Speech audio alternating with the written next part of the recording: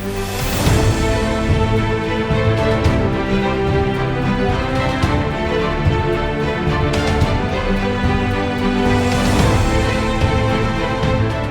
हूं आपकी होस्ट महनाज जावेद और आप देख रहे हैं सांझा पाकिस्तान। सांझा पाकिस्तान नाम है एक सोच, एक जद्दोजहद और एक विज़न का। नाज़रीन, सांझा पाकिस्तान के पहले सीज़न की तरह इस सीज़न में भी आप जान पाएंगे मसीही औरत का अंदाज़े क़यादत। सांझा पाकिस्तान के इस प्रोग्राम में मैं कोशिश करूंगी अपनी मसीही ख़वातीन की काविशों, मेहनतों और आवाम के लिए की गई खिदमात को आपके सामने पेश करने की। हमारी आज की खातून मेहमान एक मुसन्निफ़ा, एक सोशल वर्कर और ह्यूमन राइट्स डिफेंडर हैं।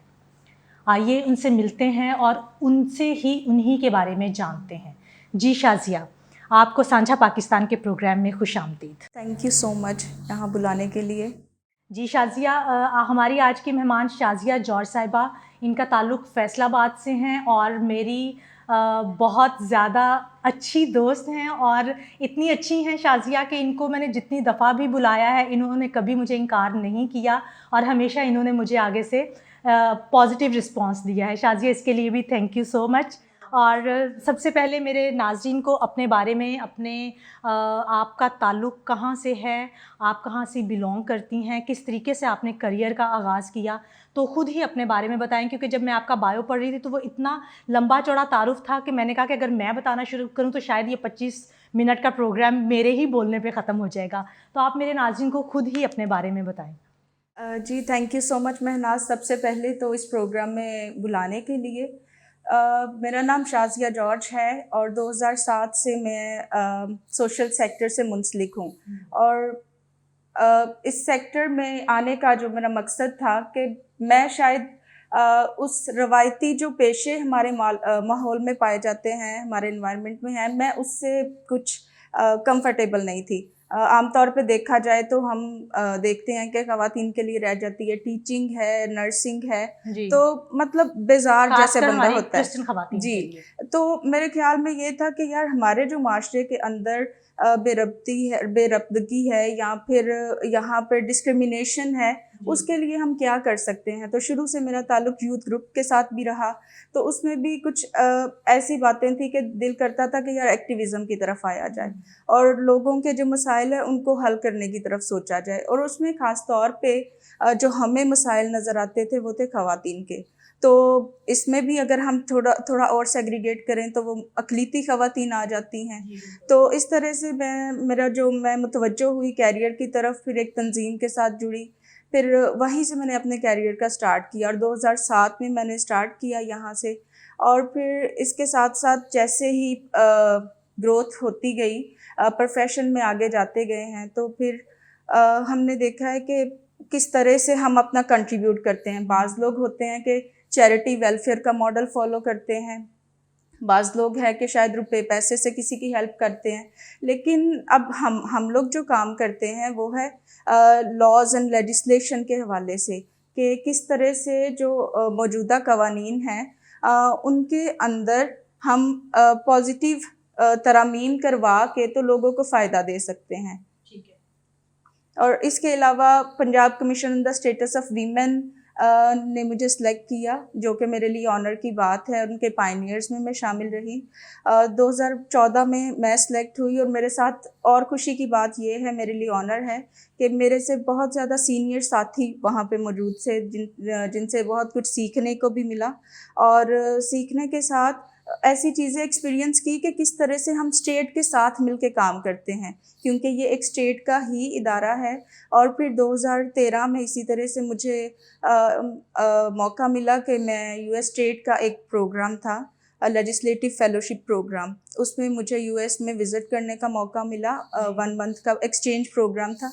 वहाँ से जो हमने सीखा कि किस तरह से लेजिस्लेटिव रिफॉर्म्स हैं वो माशरे के अंदर तब्दीली ला सकती हैं। और इसी तरह से फिर जब पीसीएसडब्ल्यू के साथ जुड़े हैं तो 3 दफ़ा मुझे गवर्नर पंजाब से अवार्ड मिला। इसी तरह यूनिवर्सिटीज़ जो फैसलाबाद के अंदर हैं, एग्रीकल्चर यूनिवर्सिटी है और जीसी यूनिवर्सिटी, फिर नेशनल टेक्सटाइल यूनिवर्सिटीज़ हैं, उनकी तरफ से मुझे शील्ड्स मिली हैं, सिर्फ मेरे काम की वजह से कि जो ख़वातीन के लिए मैंने किया है। جی شازیہ، بہت خوب جو کچھ آپ نے اپنے بارے میں بتایا ہمارے ناظرین کو اپنے کام کے بارے میں کہ کس طریقے سے آپ کن اداروں سے منسلک ہیں اور خواتین کے حقوق کے لیے یہ سارا کام کر رہی ہیں. تو شازیہ، میں آپ سے سٹارٹ میں بھی جیسے میں آپ سے پوچھی تھی کہ اپنے بارے میں بتائیں، تو میں آپ سے پوچھنا چاہوں گی کہ ایسا کون سا واقعہ تھا یا کون سی انسپریشن تھی جس کی وجہ سے آپ اس فیلڈ کی طرف آئیں؟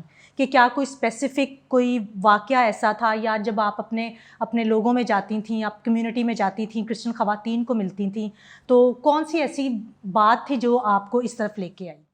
ایک تو جیسے میں نے پہلے بتایا کہ میں اس لحاظ سے کمفرٹیبل نہیں تھی کہ جو میں نے پروفیشن چینج کرنا ہے وہ میں نے روایتی کرنا ہے یا اس سے ہٹ کے کرنا ہے. ٹھیک ہے. اس کے علاوہ جو ہم ڈسکرمنیشن فیس کرتے رہے ہیں بینگ مائنورٹی ویمن، ہم دیکھتے ہیں کہ جب بھی ہم معاشرے میں نکلتے ہیں ہمیں بہت سے آرگومنٹس بھی آتے ہیں، ہمیں بہت سے ایکشنز دیکھنے پڑتے ہیں جن کو ہم برداشت کرتے ہیں. تو یہ فیلڈ چننے کا جو مقصد تھا، ایک تو یہ کہ ہمارے معاشرے کے اندر جو روایتی ہمیں پیشے نظر آتے ہیں ان سے ہٹ کے کچھ چننا تھا، اور دوسرا ہم جو ڈسکرمنیشن فیس کرتے ہیں اپنی کمیونٹی کے اندر، اپنے اسکولس کے اندر، اپنے مطلب ورک ہم پلیسز کہیں پر بھی جاتے ہیں تو کہیں پہ بھی بالکل جا کے جو ہماری آئیڈینٹی ہے اس کی وجہ سے جو ڈسکرمنیشن ہے اس کو کس طرح سے سلجھانا ہے یا اس سے کس طرح سے باہر آنا ہے. مجھے یہی چیز امپریس اس نے کیا کہ میں کس طرح سے کیا پیشہ اپناؤں کہ میں ان چیزوں سے نمٹ سکوں. اب اس سے پہلے ہم نہیں جانتے تھے کہ کانسٹیٹیوشن کیا ہے، لاز کیا ہے. بالکل. یہ اور کس ابھی طرح تک بھی سے میرا خیال ہے ہماری بہت سی خواتین، ہماری بچیاں ان چیزوں کو نہیں جانتی، ان کو اویئرنیس نہیں ہے ان کے بارے میں. بالکل ایسی ہے، کس طرح سے ڈسکرمنیٹ کرتے ہیں. بینگ مائنورٹی ویمن مجھے بھی بہت سارے ڈسکرمنیشنز کا سامنا کرنا پڑا. جب ہم چھوٹے تھے اسکول کے اندر ہمارے نام کی وجہ سے ہمیں ڈسکرمنیٹ کیا جاتا ہے کہ کرسچن نیم ہے. اور ایون ہم تو شاید ایسے گھرانوں میں پیدا ہوئے ہیں کہ لوگ کچھ سمجھتے ہیں کہ چلیں انکریجمنٹ ہوتی ہے. بعض اوقات تو یہی جو امتیازی رویہ جات ہیں ان کی وجہ سے بچوں کو اسکول سے ہٹا بھی لیا جاتا ہے، اور پھر یہاں بچے خود ہی بیزار ہو جاتے ہیں کہ ہم آگے نہیں پڑھیں گے. تو میری موٹیویشن شروع سے یہی رہی تھی کہ یہ جو ہم معاشرے میں فیس کرتے ہیں شاید ہم اسی طرح کے رویوں سے گزریں، ہمارے بچے بھی یہی دیکھیں، لیکن ہمارے سے جو آنے والی نسلیں ہیں شاید ان کے لیے کچھ سہل ہو بہتر. پائے. بالکل. ہاں تو جی. میرے یہی موٹیویشن تھی کہ کس طرح سے ہم نے ایسی فیلڈ میں جانا ہے جہاں پہ ہم بہتری کی طرف جا سکیں. تو میرے خیال میں اگر ہم قوانین پہ بات کرتے ہیں، اویئرنیس کے حوالے سے بات کرتے ہیں تو معاشرے میں کافی بہتری آ سکتی ہے. ٹھیک ہے شازیہ، جیسے کہ آپ بتا رہے ہیں کہ کس طریقے سے یا کون سی چیزیں تھیں جن کی وجہ سے آپ اس فیلڈ میں آئے، تو جب آپ نے یہ سوچا یا فیصلہ کیا کہ میں اس فیلڈ میں جاؤں گی، میں ویمن رائٹس پہ جو ہے وہ بات کروں گی یا ان کے لیے فائٹ کروں گی، تو آپ کی فیملی کا یا سوسائٹی کا کیسا رسپانس تھا؟ کیسا ان کو مطلب آپ کو سپورٹ کیا گیا یا ڈسکریجمنٹ ملی؟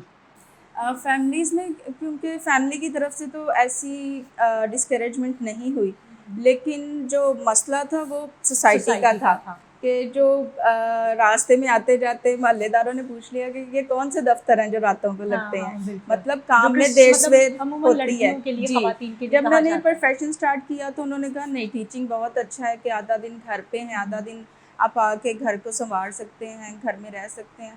تو میں نے یہ ریزسٹنس اپنے میں پیدا کی کہ نہیں، جو میں نے چنا ہے میں اسی کو فالو کروں گی. اور فالو کرنے کا مقصد بھی یہی تھا کہ مطلب شاید میں اگلی نسلوں کو بھی، اپنے آنے والی نسلوں کو بتا سکوں کہ جو آپ نے فیصلہ کیا اس پہ کیسے ڈٹے رہنا ہے اور کس طرح سے اپنے آپ کو بہتر بنانا ہے آپ نے. جی بالکل.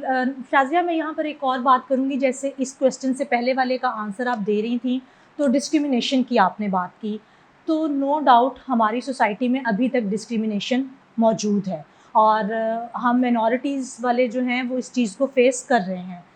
تو آپ کو کیا لگتا ہے کہ آپ ہماری ناظرین کو، خاص اسپیشلی بچیوں کو، کرسچن خواتین کو بتائیں کہ کس طریقے سے، کیونکہ بہت دفعہ ہوتا ہے کہ ہم لوگ ایز اے پیرنٹس اپنی بچیوں کو اسکول سے، ورک پلیس سے یا کہیں پر بھی جن اداروں میں وہ جاتی ہیں وہاں سے ہم ہٹا لیتے ہیں، ان کو گھروں میں بٹھا لیتے ہیں، ان کو ہم آگے بڑھنے کا موقع بھی نہیں دیتے یا ان کو انکریج نہیں کرتے کہ نہیں. تو کوئی مطلب ان کو بتائیں کہ کس طریقے سے ہم اس ڈسکرمنیشن کو فیس کرتے ہوئے ہم نے آگے بڑھنا ہے اور جو کچھ بھی ہم نے سوچا ہے اس میں کامیاب ہونا ہے.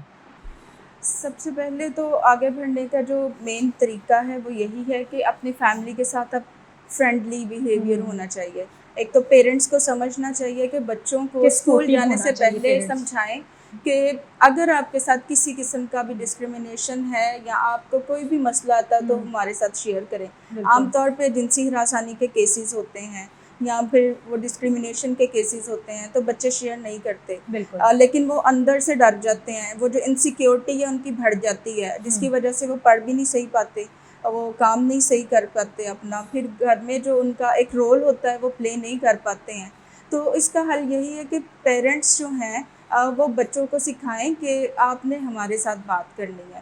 اور اس کے علاوہ جو ہمارے ارد گرد کے جتنے لوگ ہیں بہت زیادہ اس کا اثر تو نہیں پڑتا, لیکن اپنی جو پازیٹیو باتیں ان کے ساتھ ضرور کریں کہ ہم نے کس طرح سے اپنے بچوں کو فرینڈلی ماحول دینا ہے, ان کے مسائل کو سننا ہے, ان کی جو خواہشات ہیں ان کو بھی ساتھ ساتھ پورا کرنا ہے. کیونکہ دیکھیں جب خدا تعالیٰ ہمیں بچے عطا کرتا ہے تو ہماری پوری ایک ذمہ داری بڑھ جاتی ہے کہ ہم نے انہیں کوالٹی لائف بھی دینی ہے, کوالٹی ایجوکیشن بھی دینی ہے, ان کے فرینڈس بھی بننا ہے, ان کی باتیں مسائل سننے ہیں, بجائے اس کے کہ ایک وہ جو پرانا ہم نے رویہ دیکھا لوگوں میں کہ باپ گھر میں آیا تو سنسان ہو گیا, گھر سناٹا ہو چھپ گیا جاتے ہیں کمروں میں, ادھر ادھر چلے جی, جاتے ہیں, اور کسی کی آواز نہیں نکلتی. جی. بجائے اس کے کہ ہم یہ سوچیں کہ ہمارے گھر میں کوئی مانسٹر یا جائنٹ آ گیا ہے, اس کی بجائے ہمیں تو مطلب جیسے عام گھروں میں ہوتا ہے کہ بچے خوشی کے مارے باپ سے چمٹتے ہیں, ملتے ہیں, وہ ریگارڈ کرتے ہیں ایک دوسرے کا, تو وہیں سے شیئرنگ کی جو باتیں ہیں سٹارٹ ہونا شروع ہو جاتی ہیں. کہ جو ہم بات بچوں کو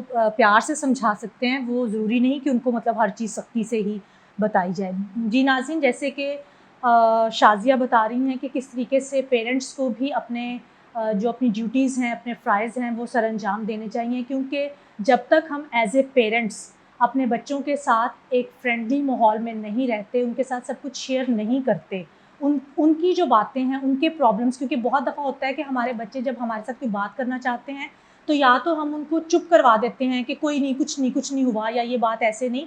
تو ان کے پرابلمس ہمیں سننے چاہیے, اچھے طریقے سے اس کو سمجھنا چاہیے اور دیکھنا چاہیے کہ یہ پرابلمس کہاں سے شروع ہو رہے ہیں, اس کی بنیاد کیا ہے, اور اچھے طریقے سے دوستانہ ماحول میں اپنے بچوں کو سمجھانا چاہیے اور ان کے مسائل کو حل کرنا چاہیے. شازیہ, جیسے کہ آپ کے بایو میں پڑھ رہی تھی کہ آپ انسانی حقوق کی کارکن ہیں, آپ خواتین کے حقوق کے لیے کام کرتی ہیں, جو مزدور خواتین ہیں, میرا خیال ہے جیسے یہ بھٹا مزدور خواتین ہوتی ہیں یہ, اور پھر جو افراد, جو معذور افراد ہوتے ہیں, ان کے لیے آپ کام کرتی ہیں. تو کس طریقے سے آپ اس کے بارے میں آپ تھوڑا سا بتائیں کہ کس طریقے سے آپ ان کے حقوق کے لیے کام کرتی ہیں, یا ان کو جو بھی ان کی جو ضروریات ہوتی ہیں ان کو وہ مہیا کرنے کی کوشش کرتے ہیں؟ جیسے میں نے پہلے ذکر کیا کہ میرا تعلق عوام تنظیم سے بھی ہے, اس کے علاوہ ایوارڈ ایک تنظیم ہے جس کی میں گورننگ باڈی میں بھی ہوں. تو یہ مطلب تنظیمیں کچھ ایسی ہیں جو کہ سوشل چینج کے پہ کام کرتی ہیں, ڈفرینٹ طریقے کا کام کرتے ہیں لوگ. اس میں جو ہمارا کام رہا ہے خاص طور پہ وہ یہ ہے کہ خواتین کو لاز کی جو پروٹیکشن ہے وہ فراہم کی جائے. اب جیسے کہ ڈومیسٹک ورکرز کا ایک گروپ ہے جنہیں ہم گھریلو ملازمین کہتے ہیں, تو گھریلو ملازمین کے حوالے سے ہمارے ملک میں 2019 سے پہلے کوئی قانون موجود نہیں تھا, لیکن بات یہ ہے کہ اس کے ساتھ ہوم بیسڈ ورکرز بھی ہیں. قانون تو ان کے لیے بھی ابھی ایک پالیسی آئی ہے, لیکن ان کی جو امپلیمنٹیشن ہے وہ ہمیں نظر نہیں آتی.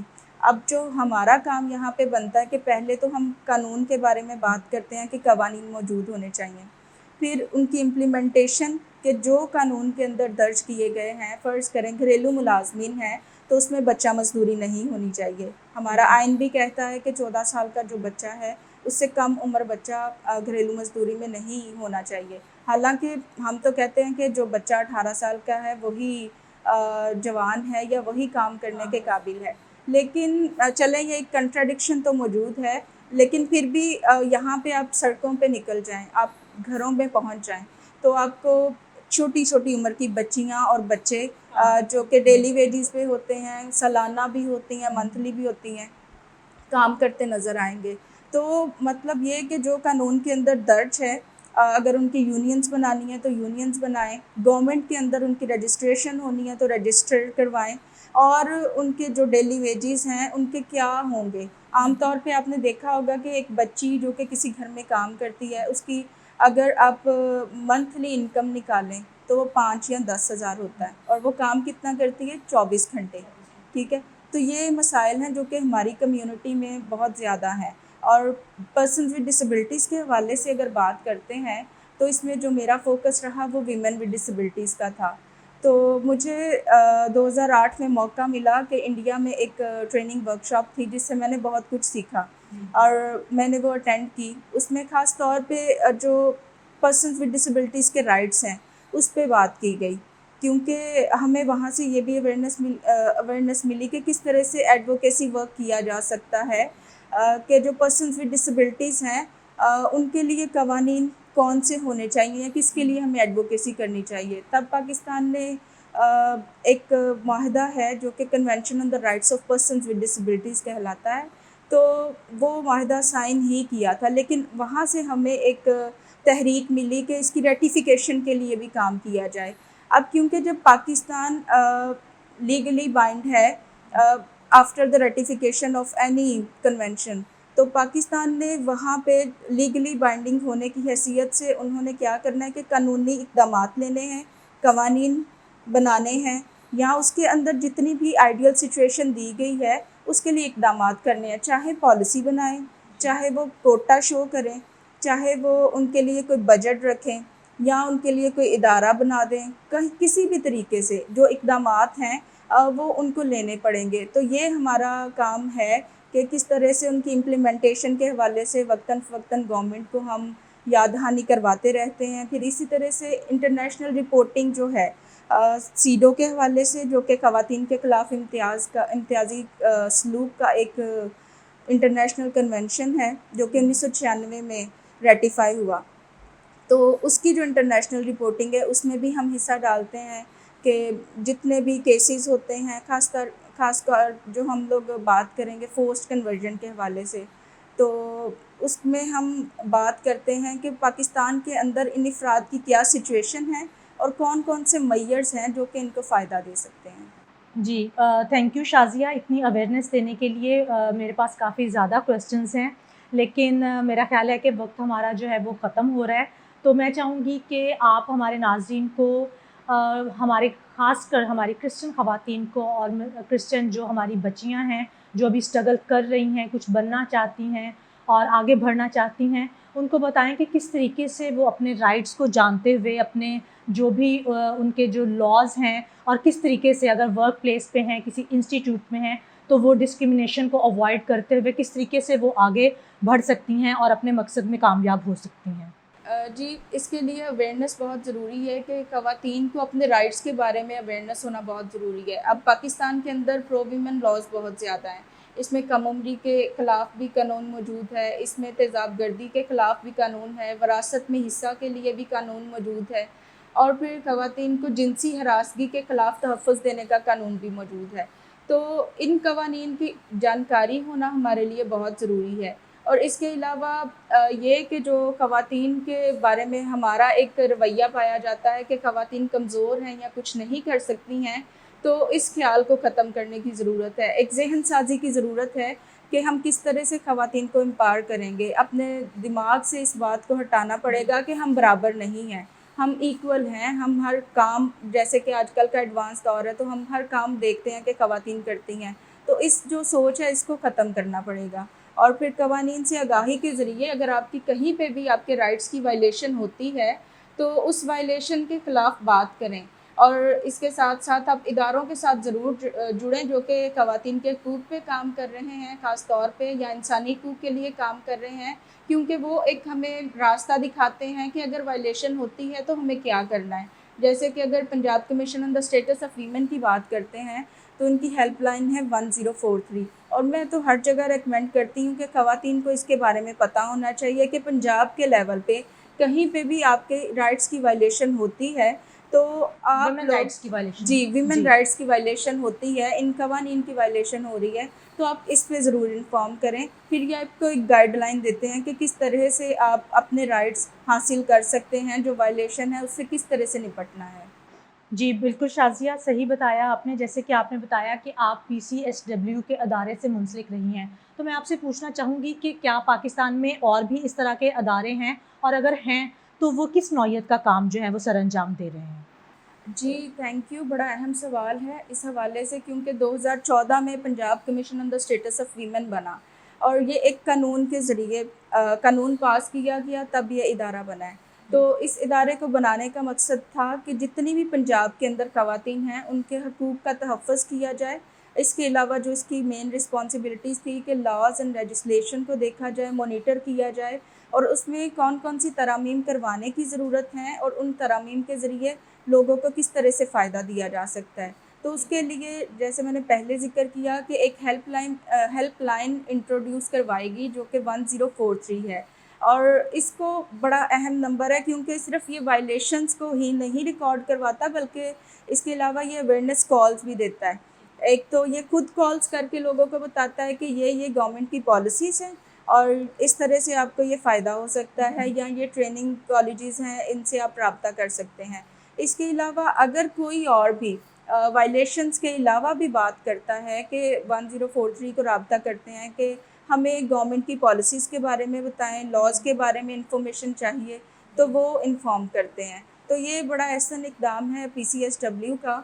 इसके अलावा अगर हम दूसरे इदारों की बात करते हैं तो यहाँ पे चाइल्ड राइट्स कमीशन भी मौजूद है और फिर माइनॉरिटी कमीशन भी है और ह्यूमन राइट कमीशन भी मौजूद है। लेकिन बात करने की ये है कि जो डिस्क्रिमिनेशन है हम यहाँ पे इदारों के दरमियान भी देख रहे हैं कि सिवाय नेशनल माइनॉरिटी कमीशन के बाकी जितने भी इदारे हैं वो एक कानून के ज़रिए बनाए गए, लेकिन नेशनल माइनॉरिटी कमीशन वाहिद इदारा है जिसका कोई कानून पास नहीं किया गया। एक नोटिफिकेशन के ज़रिए हमेशा इसको रिन्यू कर दिया जाता है। 2014 में भी हुआ, 15-16 में भी इसी तरह से, लेकिन इसको ऑथोराइज़ नहीं किया गया। जैसे मैं PCSW के साथ मुंसलिक रही हूँ तो इसका एक पूरा स्ट्रक्चर था कि चेयरपर्सन है, यहाँ पे मेंबर्स होंगे जो फ़ैसला साजी में शामिल होंगे, स्टाफ होगा, ये अपने फंड्स जनरेट कर सकता है। लेकिन जो माइनॉरिटी कमीशन है अब ये एक रिलीजियस इदारे के अंदर काम कर रहा है कि ministry of religious affair and interfaith harmony, जो कि इसका बनता नहीं है। तो ये एक वाज़ेह डिस्क्रिमिनेशन है जिसके लिए अभी बहुत सारी तंजीमें मिल के काम कर रही हैं कि जो हमारा ही कमीशन है वो ही ऑथोराइज़ क्यों नहीं है, एम्पावर्ड क्यों नहीं है। जैसे कि फोर्स्ड कन्वर्जन का यहाँ पे मामला है तो इस पे तो कमीशन नहीं बात कर सकता। आप जानते हैं कि जो कमीशन है उसके पास इतनी पावर नहीं है। अगर NCHR की बात करें तो उसके पास सो मोटो एक्शन लेने का इख्तियार है, उनके पास है, लेकिन इख्तियार की बात करें तो NCM के पास कोई इख्तियार नहीं है। जी Shazia, thank you so much. और बहुत सी अभी हमारी ऐसी बातें हैं जो कि होनी भी चाहिए, लोगों को इसके बारे में पता भी होना चाहिए, लेकिन क्योंकि हमारे पास वक्त बहुत कम है तो जैसे कि नाज़रीन शाज़िया ने हेल्पलाइन बताई है 1043, ऐसे ही है। तो मैं आपसे यही कहना चाहूँगी कि हम लोग बहुत से सोशल मीडियाज़ को यूज़ कर रहे हैं, बहुत सी दूसरी चीज़ों के लिए यूज़ कर रहे हैं, अपनी एंटरटेनमेंट के लिए यूज़ कर रहे हैं, टाइम पास करने के लिए यूज़ कर रहे हैं। तो क्यों ना अवेयरनेस के लिए हम इस हेल्पलाइन को यूज़ करें। जब आप फ्री बैठते हैं या किसी भी मुश्किल में होते हैं, किसी मसले का आपको हल नहीं मिल रहा, तो आप लोग ज़रूर इस हेल्पलाइन पर कॉल करें, अपने उनसे मसले उनको बताएं। मसले नहीं बताने तो आपको जो अवेयरनेस वहाँ से मिलती है उस अवेयरनेस को हासिल करें और उससे फ़ायदा आपको ज़रूर पहुँचेगा और दूसरों को भी फ़ायदा पहुँचाएँ कि अपने इर्द गिर्द, अपने घर में, अपने बहन भाइयों को, अपने रिश्तेदारों को, सोसाइटी में उस अवेयरनेस को फैलाएँ। जी, मेरा ख़्याल है कि हमारा आज का ये प्रोग्राम बहुत ही इन्फॉर्मेटिव था, लेकिन बहुत सारी अभी भी ऐसी बातें थी जो हम शाज़िया से जान सकते थे। लेकिन नाज़रीन, क्योंकि सांझा पाकिस्तान का वक्त ख़त्म हो रहा है, हम इस टॉपिक को जारी रखेंगे और कोशिश करेंगे अपने प्रोग्राम के ज़रिए आप तक इन इन्फॉर्मेशंस को पहुंचाते रहें। देखते रहें सांझा पाकिस्तान।